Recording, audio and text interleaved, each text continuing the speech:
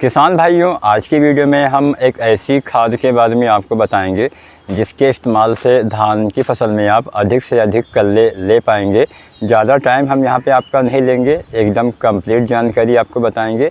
तो चलिए video start करते हैं। अगर आप भी धान की फसल में कल्ले बढ़ाना चाहते हैं तो आज की वीडियो आपके लिए बहुत ही ख़ास होने वाली है। आज हम कुछ ऐसे तरीके, कुछ ऐसे फार्मूले आपको बताएंगे जिसका इस्तेमाल करके निश्चित ही आप धान में कल्ले बढ़ा पाएंगे। तो कोई ऐसा जादुई फार्मूला नहीं है, बहुत ही आसानी से उपलब्ध फार्मूला है। तो चलिए जानते हैं। यहाँ पे एक बात का ध्यान देना है कि कोई एक चीज़ कभी भी धान में कल्ले नहीं बढ़ा सकती है, कई चीज़ों के समूह से ही हम कल्ले बढ़ा सकते हैं। अगर आप ऐसा सोचें कि हाँ किसी एक खाद्य पदार्थ के बल पे आप खुद की, अगर हम अपने स्वास्थ्य की ही बात करें तो अगर आप सोचते हैं कि हम कोई एक चीज़ ही खा के स्वस्थ रह सकते हैं तो ऐसा नहीं होता। हमें बहुत सारे जो पोषक तत्व होते हैं उनकी आवश्यकता पड़ती है।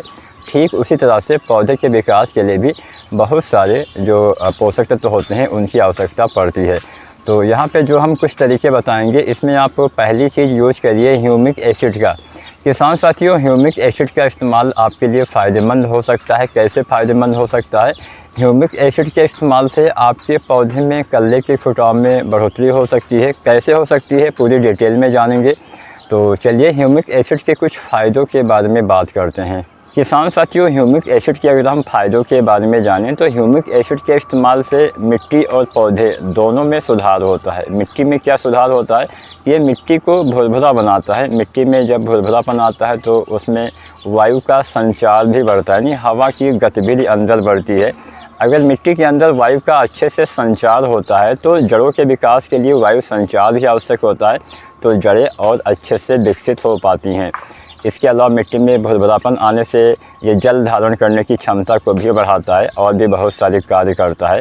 फिलहाल जड़ों के विकास के लिए द्वितीयक और तृतीयक जड़ों के विकास में ह्यूमिक एसिड का काफ़ी अहम योगदान होता है।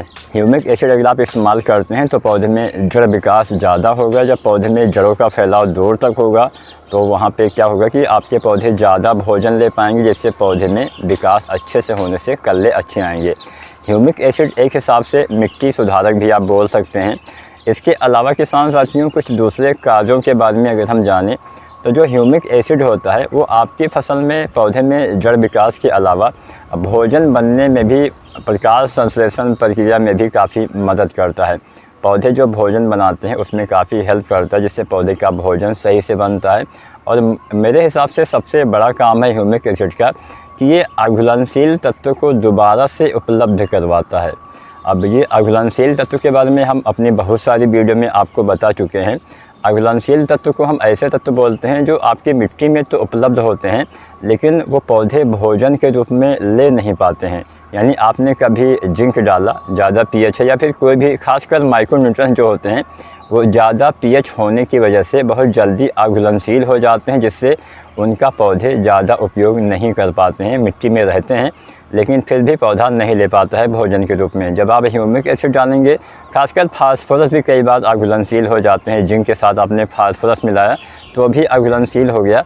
तो अगर आप मिट्टी में ह्यूमिक एसिड का इस्तेमाल करते हैं तो यही तत्व पौधे दोबारा से ले पाते हैं, जिससे पौधे का विकास, हरियाली, ग्रोथ आपको दिखाई दे सकता है। ज़्यादा पीएच वाले जगह पे समस्याएं ज़्यादा आती हैं। तो ह्यूमिक एसिड, वैसे तो किसान साथियों इसके जो मात्रा है सभी कंपनियां अलग अलग रेशियो में तैयार करती हैं। कुछ में 98% में होता है ह्यूमिक एसिड, साथ में फ्लोरिक एसिड, कुछ में कुछ अलग मात्रा होती है। तो फ़िलहाल हम यहाँ पे ह्यूमिक एसिड जो 98% वाला आता है उसकी मात्रा के बारे में जानते हैं। लगभग आप 1 से 2 किलो के आसपास इसकी मात्रा पर एकड़ के हिसाब से इस्तेमाल कर सकते हैं। यह मात्रा अलग अलग ह्यूमिक एसिड के हिसाब से अलग अलग भी हो सकती है, इस बात का ध्यान दीजिएगा। क्योंकि सागरिका गोल्ड में भी ह्यूमिक एसिड होता है, फ्लोरिक एसिड होता है, उसकी लगभग 8 से 10 किलो मात्रा डाली जाती है, यानी उसमें कम मात्रा में होगा। तो सभी कंपनियां अलग अलग रेशियो में बनाती हैं। 98% वाला 1-2 किलो पर्याप्त रहेगा। कुछ कंपनियां अगर इससे कम में है तो 3-4 किलो भी आप डाल सकते हैं। फ़िलहाल 98% वाला आपको 1-2 किलो डालना है। और अगर आप इसका स्प्रे करते हैं तो 2-3 ग्राम पर लीटर पानी के हिसाब से आप स्प्रे भी कर सकते हैं। 2 तरीके से आप इसका प्रयोग कर सकते हैं। लिक्विड वाले भी आते हैं, लेकिन जैसा कि मैंने बोला सभी का अलग अलग मात्रा है। तो जो भी आप ले उसका लेबल आप चेक करिए, उसमें बोतल में आपको लिखा होगा या फिर पन्नी में लिखा होगा कितना डालना है। या जहाँ से आप ख़रीदें वहाँ से दुकानदार से आपको अच्छे से समझ लेना चाहिए। तो ह्यूमिक एसिड हो गया। अब बात आती है कि क्या केवल ह्यूमिक एसिड डाल देने से ही कल्ले अच्छे आएंगे? नहीं आएंगे अच्छे, इसके अलावा भी बहुत सारी चीज़ों का प्रयोग करना होता है। तो ह्यूमिक एसिड आपको कब डालना है? सही समय है 20 दिन के बाद, रोपाई के 20 दिन के बाद 25-30 दिन तक जब आप यूरिया डालते हैं उसके साथ डालिए। तो एक बहुत ही अच्छा फार्मूला है जो मैंने अपनी बहुत सारी वीडियो में किसान भाइयों को समझाया हुआ है, तो वो फार्मूला भी आप नोट कर सकते हैं। पहला चीज़ आपको लेना है ह्यूमिक एसिड 1 से 2 किलो के आसपास। दूसरी चीज़ आपको लेना है दानेदार यूरिया 30 किलो से लेकर 40 किलो के आसपास। यूरिया से नाइट्रोजन की पूर्ति होगी। यूरिया और ह्यूमिक एसिड आप एक साथ मिला के भी डाल सकते हैं। तीसरा चीज़ आपको लेना है जिंक सल्फेट आती है 33% वाली, आप लीजिए लगभग 5 किलो से लेकर 7 किलो तक, या फिर 21% वाली जो आती है 8 किलो से लेकर 10 किलो तक आपको लेना है। जिंक आप डालेंगे, जिंक की कमी से भी कल्ले कम आते हैं। जिंक की कमी से पौधे बौने रह जाते हैं, पौधे में खैरा नामक बीमारी भी आ जाती है, पौधे में पीलापन रहता है, अच्छा विकास अगर जिंक की कमी है तो भी पौधे का अच्छा विकास नहीं हो पाएगा। तो जिंक आपको धान की फसल में अवश्य डालना चाहिए। जिंक हो गया, आपका यूरिया हो गया और आपका ह्यूमिक एसिड हो गया। इसके अलावा चौथी चीज़, अगर आपने सल्फ़र नहीं डाला है तो सल्फ़र भी डालिए। सल्फ़र की कमी हमारी मिट्टी में आजकल ज़्यादा देखने को मिल रही है, और सल्फ़र की कमी अगर धान की फसल में हो जाएगी तो उत्पादन 10 से 15% तक आपको कम मिलेगा। तो सल्फ़र की कमी दूर करने के लिए जो सल्फ़र आता है 90% वाला 3 से 4 किलो आपको इस्तेमाल करना है। सल्फ़र की कमी से नई पत्ती में पहले हल्का हरापन आएगा, उसके बाद पीलापन आ जाएगा, पौधे का विकास अच्छे से नहीं हो पाता है। हालांकि बहुत आसानी से आप इसकी कमी के लक्षण नहीं पहचान पाएंगे, लगभग यूरिया की कमी के लक्षण के आसपास मिलते हैं। बस इसमें क्या है कि इसमें नई पत्ती में आपको पहले हल्का पीलापन दिखाई देगा। तो सल्फ़र आप डालिए। यहाँ पे हमने 4 चीज़ें बताई हैं, ह्यूमिक एसिड, यूरिया, जिंक और सल्फ़र। हालांकि जिंक सल्फेट में भी सल्फ़र होता है लेकिन उतना ज़्यादा नहीं होता है। तो यहाँ पे ये 4 चीज़ों का आपको मिट्टी में मिला के, मतलब एक साथ मिला के मिट्टी में प्रयोग करना है। इसके इस्तेमाल से बहुत ही अच्छा फ़ायदा मिलेगा, पौधे में अच्छे से हरियाली आएगी, अच्छी ग्रोथ होगी, कल्ले का फुटाव अच्छा होगा और अच्छा विकास भी होगा। तो ये रहा पहला फार्मूला जिसमें हम 4 चीज़ों का इस्तेमाल करेंगे। मैंने अपनी पिछली बहुत सारी वीडियो में आपको बताया हुआ है कि जिंक का अगर आप मिट्टी में इस्तेमाल करते हैं तो उसका लाभ कम मिलता है। स्प्रे करने वाला तरीका सबसे अच्छा होता है, तो आप स्प्रे वाला तरीका भी अपना सकते हैं। 33% वाला जिंक 700 ग्राम लीजिए, साथ में 2 किलो यूरिया मिला के स्प्रे कर दीजिए। 3 बार स्प्रे करिए, 25 दिन, 45 दिन और बालिए आने से पहले 3 बार स्प्रे करेंगे तो अच्छा काम करेगा। अगर आप 21% वाले जिंक का स्प्रे करने वाले हैं तो 1 किलो आपको लेना है 21% वाला जिंक, साथ में 2 किलो यूरिया या बुझे हुए चूने का पानी भी इस्तेमाल कर सकते हैं। इसका भी आप 3 बार स्प्रे करिए, 25 दिन, 45 दिन और बाली आने से पहले। या चिलेटेड वाले जिंक आती है जो 12% वाली एडिटेड जिंक, लगभग आपको 100 ग्राम मात्रा लेनी होती है। तो जिंक का मेरे हिसाब से स्प्रे करने का तरीका सबसे बेस्ट है, सबसे ज़्यादा काम करेगा। अगर आप स्प्रे नहीं कर सकते हैं तो आप यूरिया के साथ मिला के मिट्टी में भी इस्तेमाल कर सकते हैं। तो यहाँ पे हमने 4 चीज़ें बताई। इसके अलावा क्या ध्यान देना है किसान साथियों, यूरिया खाद डालते समय हम बहुत सारी गलतियाँ करते हैं, वो गलती नहीं करनी है। बहुत सारे किसान साथी कमेंट करेंगे कि हमें यूरिया कब डालना है, पहले डालना है सिंचाई के या बाद में डालना है।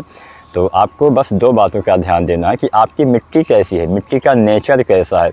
अगर आपकी भारी मिट्टी है तो वहाँ पे आप सिंचाई से पहले डाल सकते हैं। भारी मिट्टी जहाँ पे पानी बहुत जल्दी नीचे नहीं जाता है, ऐसे खेत में आपको क्या करना है कि आप चाहें तो सिंचाई से पहले यूरिया डालें, बाद में सिंचाई करिए। लेकिन ऐसी मिट्टी जो हल्की मिट्टी होती है, हल्की का मतलब रेतीली टाइप की मिट्टी, थोड़ा बलुई टाइप की मिट्टी जिसमें पानी बहुत जल्दी नीचे चला जाता है, अगर आप ऐसी मिट्टी में यूरिया सिंचाई से पहले डालेंगे तो यूरिया पानी के साथ बहुत जल्दी नीचे चला जाएगा और आपके पौधे अभी छोटे हैं, जड़ें उतना नीचे तक नहीं गई हुई हैं, जिससे उसका प्रयोग पौधे कम कर पाएंगे। तो इस बात का भी ध्यान देना है। यूरिया कोशिश करिए सिंचाई करने के बाद ही डालिए तो बेस्ट रहेगा, बाकी आप अपने मिट्टी के अनुसार इसका प्रयोग करिएगा। एक दूसरा ध्यान क्या देना है कि अगर धान के खेत में क्या होता है कि पानी अक्सर भरा रहता है, तो जब भी आप यूरिया डालिए तो खेत में पानी ज़्यादा भरा ना रहे, इस बात का भी ध्यान देना है।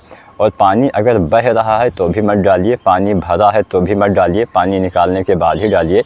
और दोपहर के समय या फिर बहुत तेज़ हवाएं चल रही हों तब भी यूरिया खाद डालते समय, मतलब तब भी आपको यूरिया खाद नहीं डालना है। बहुत तेज़ हवा या फिर अगर बहुत तेज़ धूप होती है तो क्या होता है कि उसका वाष्पीकरण ज़्यादा हो जाता है, जिससे जो यूरिया में से नाइट्रोजन निकलता है वो पौधे को ज़्यादा नहीं मिल पाता है। तो केवल खाद डालने से ही काम नहीं चलेगा, सही तरीके से इस्तेमाल करने से काम चलेगा। अगर आप गलत तरीके से कोई चीज़ डालते हैं तो उसका भी फ़ायदा नहीं मिलेगा। ऐसे ही आपको मान लीजिए आपने रोपाई के समय कल्ले कम आने की एक बड़ी वजह हो सकती है फास्फोरस की कमी। फास्फोरस की पूर्ति अगर आपने रोपाई के समय सही से नहीं की है, अगर आपने रोपाई के समय फास्फोरस वाली खाद के साथ जिंक मिला दिया है तो भी फास्फोरस काम नहीं करेगा।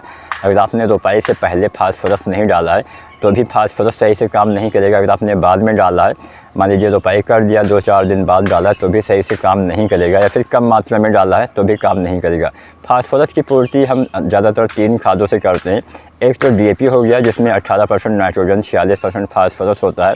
दूसरा हो गया NPK बहुत तरह से आते हैं। NPK 10, 26, 26, 14, 35, 14, 20, 20, 0, 13, 12, 32, 16 तमाम NPK आते हैं। फ़िलहाल 12, 32, 16 हम सबसे ज़्यादा इस्तेमाल करते हैं, तो उसके द्वारा भी आप फास्फोरस की पूर्ति कर सकते हैं। एक आती है सिंगल सुपर फास्फेट, इसके द्वारा भी आप फास्फोरस तत्व की पूर्ति कर सकते हैं। लेकिन इन तीनों खादों का इस्तेमाल रोपाई करने से पहले करेंगे तभी ये खादें काम कर पाएंगी। अगर आपने कुछ गलती की है, फास्फोरस की कमी हो गई है, तो उसकी पूर्ति के लिए आप क्या करिए कि आप नैनो DAP का इस्तेमाल करिए। नैनो DAP 2 ml से 4 ml प्रति लीटर पानी के हिसाब से आपको स्प्रे करना चाहिए, जिससे फास्फोरस की अगर कमी है तो वो पूरा कर सकते हैं। या फिर आप NPK 12-61-0 का स्प्रे करिए, इसमें 61% फास्फोरस होता है। इसके द्वारा भी आप फास्फोरस की कुछ पूर्ति कर पाएंगे। 1 से 1.5 किलो यह NPK आपको डालना होता है।